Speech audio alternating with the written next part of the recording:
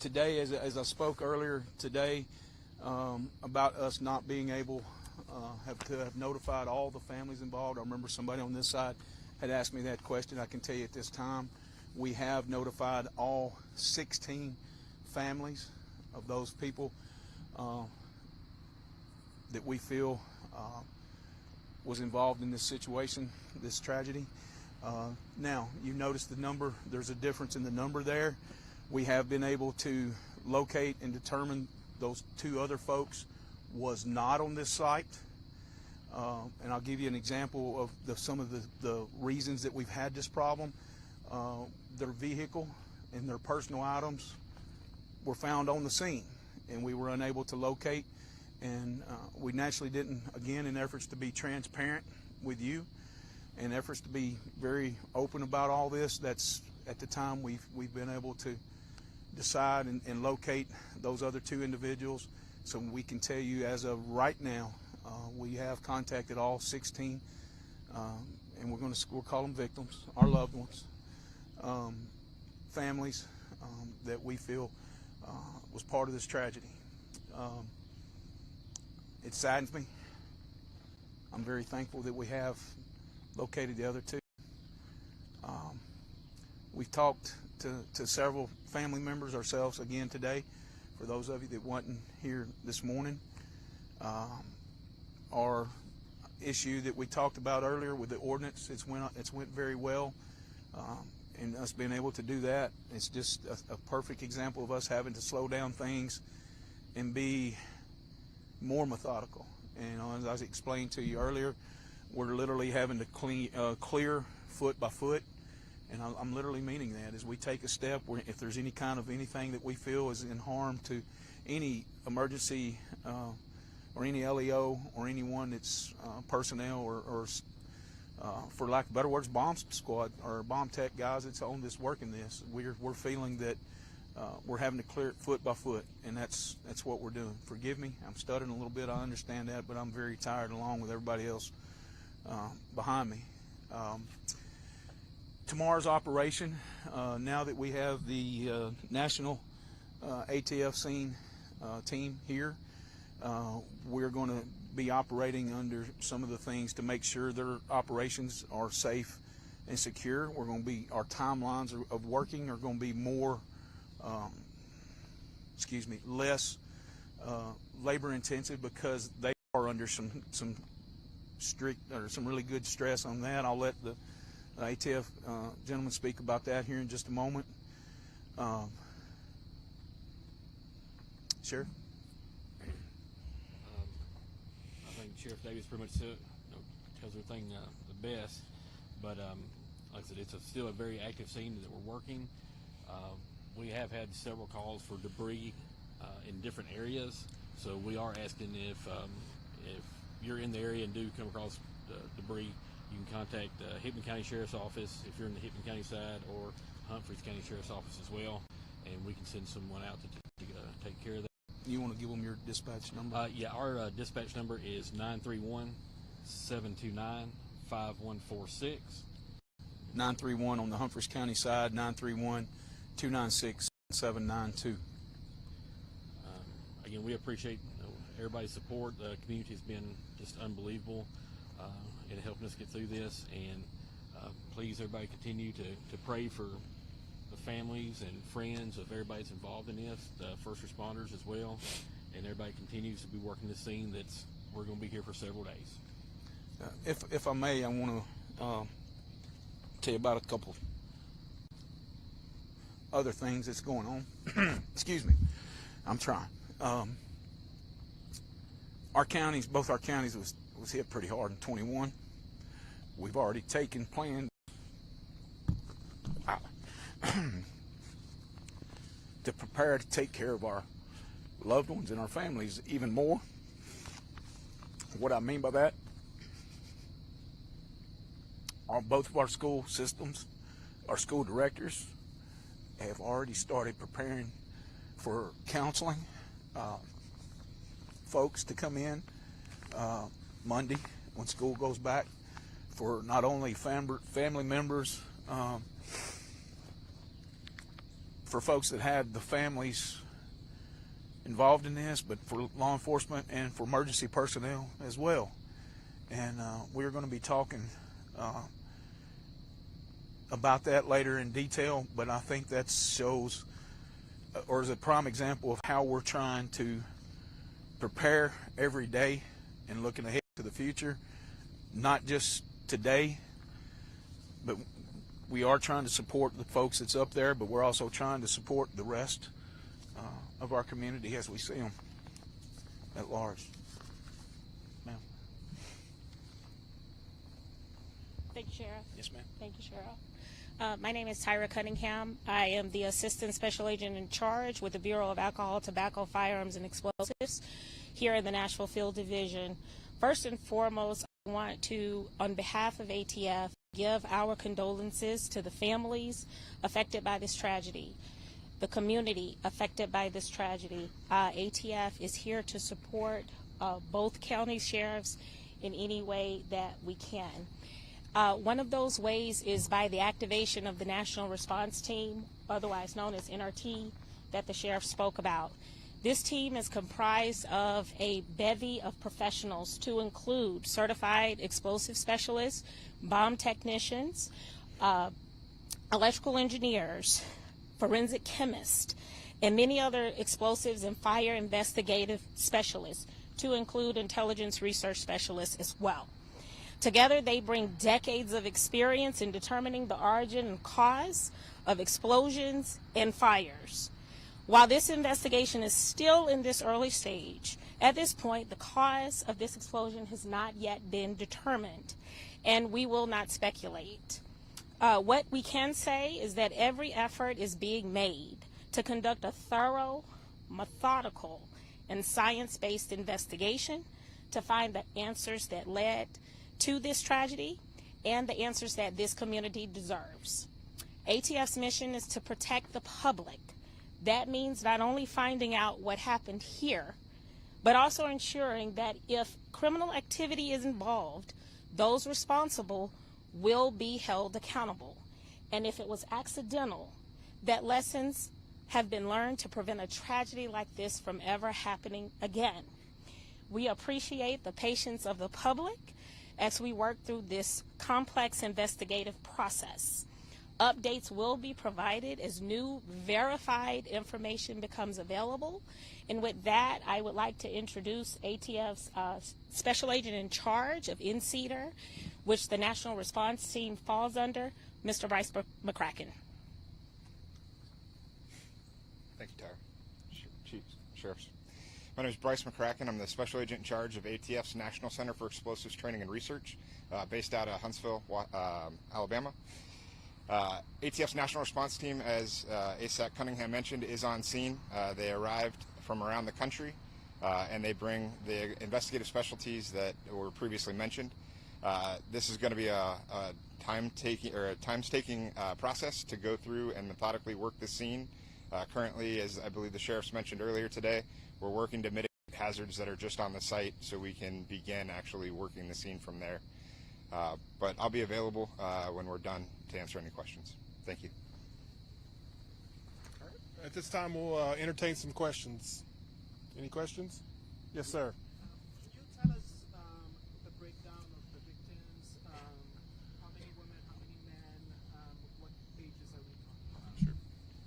Sure. If you don't mind, without taking some time to do that, it would take just a few minutes. I don't have that knowledge at my fingertips. If you don't mind, I will address that for you in AM, if that's acceptable, and I'd appreciate forwarding us that opportunity. Thank you. Ma'am, you had a question over here. Where do you even begin with an investigation like this into how this happened? I mean, this scene is destroyed. Like, where do you even start? What kind of things are you looking for in terms of evidence as to how this happened? That's the explosive investigative team. They're experts. They're expert in explosive devices. They're expert in all kinds of different areas. We've all had or seen explosions of things, of incidents across our nation, and they're very diligent, and they're very delicate. And what I mean by delicate is as they go through those scenes, they handle things, anything and everything that they may come across, whether they think it's evidence, they handle it delicately until they prove themselves that it's not. So when you put all that together at the end of the day, that's how they usually come back with their determination of what they do. Yes, ma'am. Are you any closer today to determining the cause of this explosion? Can you walk us through really the investigative techniques, how you go about pinpointing the cause of something like this? So to answer your first question, ma'am, we are not any closer today to determining the origin and cause of this explosion. But yes, as we move through, we're starting at the outside of the scene and working our way into where we believe the blast originated. But it's going to take time to get to that actual the facility where they were working with the explosive materials. And so once we get inside there, then we'll start looking at what's remaining, what is in that scene. The team will document every piece of evidence that we recover as we move from that outside to the inner explosive scene, and we'll be looking at that explosive seat to make an analysis from there. And I'm sorry, can you repeat that one more time? What sort of things do you look for to differentiate between something that could be accidental in nature? So we'll have to start taking a look at that, but at this point, it's too far to figure that out, or it's too early in this scene to figure that out. And then you said there are 16 people that you have told a friend and family of. What did you tell them? That they've passed, that you can't find them, that there's still a recovery? What's the conversation there? Can we confirm any of that? Absolutely, ma'am. It's the exact message that I delivered to y'all this morning was the exact message that we spoke to them about. At this time, I can tell you that more than 300 people have been through that scene. I can tell you at this time we have not located any survivors, and we are making the assumption that all are deceased at this time. So we can report that unfortunately 16 people have lost their lives in an I explosive. think it's safe to say that at this point, now that we have talked and located those families that we had not earlier. I think it's, unfortunately, it breaks my heart to tell you that, but I think that can be said. And what is the mayor, the governor, what are some of the messages they're saying and relaying to you guys at this time? Are they going to speak to us out here? I can tell you this, in the communications that I've had with Commissioner Long, I've not spoke with the governor. I've spoke with some from some folks around him. I spoke with Commissioner Long. Again, he and I are personal friends, and he is supporting what do we need. He's supporting, he says that he's telling us, the sheriff and I, that anything we need, equipment-wise, support-wise, agency-wise, and Director Sheehan over at TEMA, we're working hand in hand with those folks. They're heavily involved in this, and right now I think that we're getting an encore of support from the past relationships that we've had, and knowing that if we ask for something, we need it. And I can't say thank you enough to those folks. Sheriff, do we have a better idea of how many people were inside the facility at the time, and is AES closed indefinitely? AES is cooperating with us in every way, form, or fashion. They've been, since the onset of that, they've been open door policy with us. They've been very open, communicating with us. And I want to go back to, again, to an earlier thing that I said in one of the earlier interviews. I think it was how many folks, forgive me, but I don't remember the number that I said during that time. At the time of that incident, that 7:45 a.m., I put out a number out there that we could tell you was in that building at that time. And forgive me, I don't remember because I've moved on since then. In my mind's, I don't have that in my mind, so forgive me. What is the role of AES in the investigation? Are they, you said they're cooperating, but are they giving information in terms of how to find out what happened? Well, you have to remember something. Us as law enforcement, we have the job of not only doing investigations. We have the job of when we go into these things, we have to protect them like they're a crime scene. But we also have to remember that we're on private property. This is not a situation that's happening, you know, in the middle of the road or on public property. We have to remember that. And I highly commend Accurate at this time for what they've done. They've allowed us in any way, form, or fashion, communicated with us, given us the information to ATF, and been forthcoming with pretty much anything that has been asked for. So, you know, you have to remember something too, and we've talked about our families of our victims in our community, and you know, that's, even though this is a company and they work and it's a place of employment, this is their extended family. So they deal with these folks every day, and it's extended family to them. And I was speaking with one of the gentlemen from Accurate earlier, and he was very emotional, and he's trying everything that he can do and supporting us in every way we can with these families. And he's made the comment to me, whatever we need to help aid and assist them, it's there. And I think he's continued that effort for us, and we're very appreciative of that on the law enforcement side. So, do you have a question, ma'am? The company has several buildings on the site. Do you know more about the actual building that blew up, like the people, what role they played? Ma'am, I do not know that, and we're leaving the investigative side to the ATF on that, and I want to leave that as part of the investigation to secure that. Again, I have to be guarded with investigative type stuff, and I don't by no means want to put words in ATF, but I feel that they would concur with that. Yes, ma'am, Ms. Tracy. You don't report rumors whatsoever, and we don't want to keep it going. You've been so gracious with all of us as media personnel, from everything from the restrooms out here, the generators, to the way that you speak to all of us. What message can we communicate going forward so that we can stop in advance what the rumor mill that keeps playing out, especially in the ATS investigation? Talking about, oh, if there's something nefarious that happened, you know, we want to get to the bottom of it and hold people accountable. What can we share with our viewers when it comes to not, you know, perpetuating inaction? Ms. Tracy, one of the things that we did yesterday, Sheriff and I and Jason from team, we put together a Facebook post, and I've started day one since talking with y'all, or moment one from talking to y'all till now. We have to remember that we get one shot at this. It's just like another crime scene. It's just like a murder scene. It's just like a shooting scene.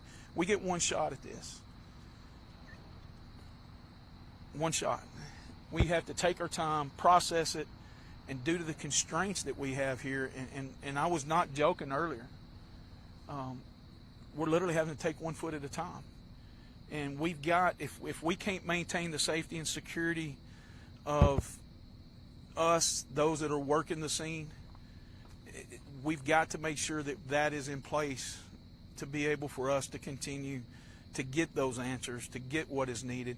So, to be transparent, again, it's not that we're hiding anything from you. It just takes time. And I know sometimes time is our worst enemy about letting people's minds wander, about letting people's minds have an idea of conspiracy theories in it. I assure you that Sheriff Kraft and I will give you any bit of information that we can when it comes available. We're not going to hide something from you. The only thing that I will tell you is that there's some things going on in investigations that we can't necessarily talk about.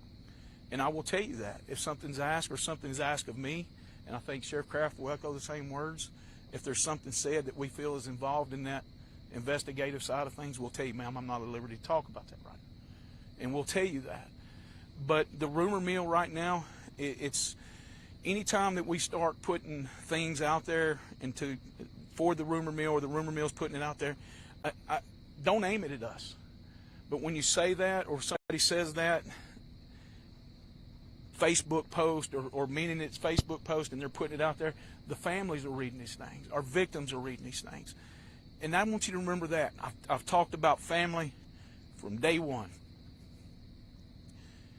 If we're going to put information out there, we're going to put it out there. We're asking people not to put the rumors out there, because that it's not hurting us. Does it upset us? Absolutely it does. We had a situation earlier that we found something, we don't know who posted it, very upsetting to us because we told you different. And when it comes to that, we just ask anybody and everybody, think about these families, think about these victims. That's how I would like to make that statement. Yes, ma'am. I appreciate the sensitivity of this topic. How open the company has been to this investigation. But I also think that reflection is an important aspect of this, making sure the red flags on this is an important aspect of this. My question to you, Sheriff, is did you or your office ever hear of any prior complaints from residents near the plant or any workers, former workers, even minor ones, that could have pointed to the instability or unsafe operations? Ma'am, living here in both of us, I think Accurate here again has been very open to us. They've actually had us on scene. I know I've been on scene, seen explosions and seen things, them set things off before. And I think the residents have become, because they do have test sites and test areas on the facilities, so some of the explosions may have come to secondhand to some of them in the area. To say that I've had a report of some kind of something that's suspicious, I haven't had that. I've had one of the folks that run this place is a personal friend of mine. I've known him, and our sons actually played baseball together for years ago. I can tell you they've reached out to us if there was ever a situation, an incident or a theft or something like that. They've been very straight up forward and honest with us. And I can say that since my 20 years being in office, I can say that's been very consistent with Accurate. Sheriff, you may want to say anything? Not the same thing. Last question after that. They've been fantastic with us. I've never heard a complaint on anything from out here that I can think of. So I think our community is, like I said, it's been here for a long time. Accurate has. Our community is very aware of it, and there's never been an issue with any complaints. I know they know that, like I said, at times they're doing testing, they're going to hear some booms, and like I said, I think the people that live around here have kind of got adjusted to that when they do hear it. Yes, agree. Last question. Anybody? Sure. You mentioned having to go foot by foot, and I wonder, and people were patient for an answer, did you help people understand the enormity of the task? Like, did you help us understand the estimated square footage of the last site? That might help people understand how big what you have to do is. Absolutely. We've talked about it. We talked about it again since the first moment we've started speaking with you guys. I can tell you that we have at least a half a square mile that we're dealing with. And not only that, but now we're receiving information. We've had one notification today that there's been some debris that's been more than 2 miles from the site that's been discovered. So have we expanded our scope a little bit? We've not expanded outside the compound at this time, but that's here again, that's one of the reasons why we stated what we did earlier about if there is some kind of debris that's found close to the area, or if somebody feels there's something suspicious, number one, please don't touch it, and notify 911 as soon as possible. Thank you. I appreciate y'all very much. Thank you, guys. We'll that concludes this briefing. We will let you know about tomorrow's briefing so through our much. Joint I'm so Information sorry. Center. We probably will have one tomorrow, but Will you guys we'll let us give know you if the governor's time coming tomorrow then and at date some of that point? as soon as we know. Because I heard that If he you have might any be. other Is that follow-up something you guys questions, can talk please about or hit no? our email address that we provided for you guys.